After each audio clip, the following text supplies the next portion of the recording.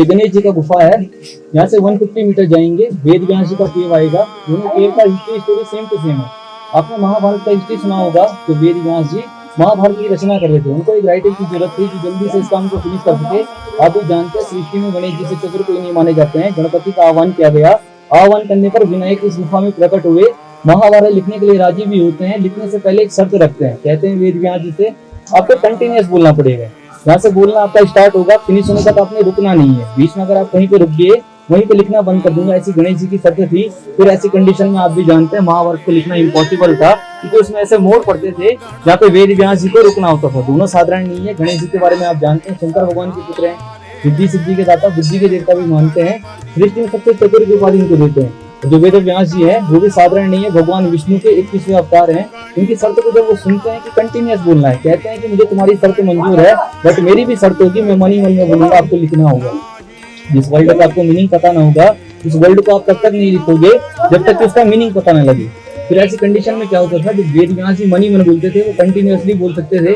और महाभारत में ऐसे मोड़ पड़ते जहां अगर उनको रुकना होता, ऐसे डिफिकल्ट वर्ड पहले से ढूंढ कर रखते जिनका मीनिंग पता करने में यहाँ पे गणेश जी टाइम लेते, और ये टाइम लेते उनको ऑटोमेटिकली टाइम लेता। ऐसे करके पूरी महाभारत गणेश जी ने इस गुफा में बैठ के लिखी है, और वेद व्यास जी ने अपनी गुफा से मन ही मन बोला। दोनों का हिस्ट्री सेम है। अभी हम वेद व्यास जी का गुफा जाएंगे। आप जानते हैं वेद व्यास जी के बारे में? नहीं जानते होंगे। इनका प्राचीन नाम श्री कृष्ण द्वापायन था। सत्यवती पराशर ऋषि के पुत्र थे। आपने भीष्म पितामह का नाम सुना, उनके बड़े भाई। जब सतयुग रहा, उसके बाद त्रेता युग आया, द्वापर युग आया। तीनों युगों में वेद एक ही हुआ करता था। इसको समझना हर किसी के लिए पॉसिबल नहीं था। इसको सरल बनाने के लिए कृष्ण द्वापायन ने द्वापर युग में वेदों को डिवाइड किया। अपर ऋग्वेद, यजुर्वेद, सामवेद, अथर्ववेद, 4 वेद बनाए और वेद व्यास कहलाने लगे। अभी हम उनकी गुफा में जाएंगे, तो वहाँ पर वेद व्यास जी ने 4 वेद, 18 पुराण, श्रीमद् भागवतम सहित ब्रह्म सूत्र की रचना की है। ऊपर मैं आपको एक स्टोन दिखाऊंगा जिसे व्यास पोथी बोलते हैं। पोथी का मतलब आप जानते हैं किताब होता है। पहले के जो लोग रहते थे उनके पास नोटबुक नहीं होता था लिखने के लिए, भोजपत्र की पेड़ की छाल पे लिखते थे। उसी की बार्क पे हमारे सारे इतिहास लिखे गए।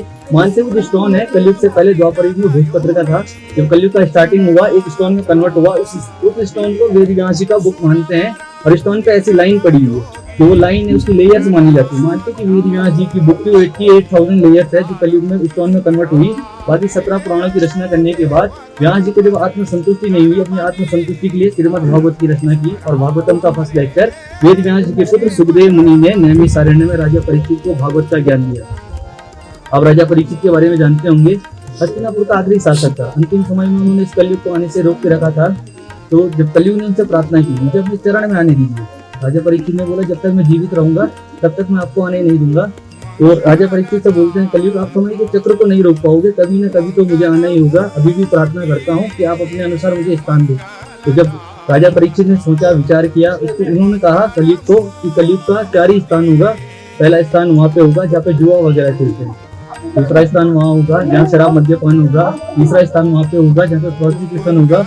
और चौथा स्थान आप गोल्ड में रहोगे। तो 4 स्थान दिए। तो राजा परीक्षित पे कलयुग ने सबसे पहले अपना प्रभाव डाला। उनका गोल्ड का मुकुट था, उनके ऊपर गए। कलयुग का प्रभाव जो पड़ा तो वो वन में गए। श्रृंग ऋषि के पिताजी वहाँ पे ध्यान में थे। उन्होंने उनके गले में मरा हुआ सांप डाला, जिससे श्रृंग ऋषि क्रोध में आए।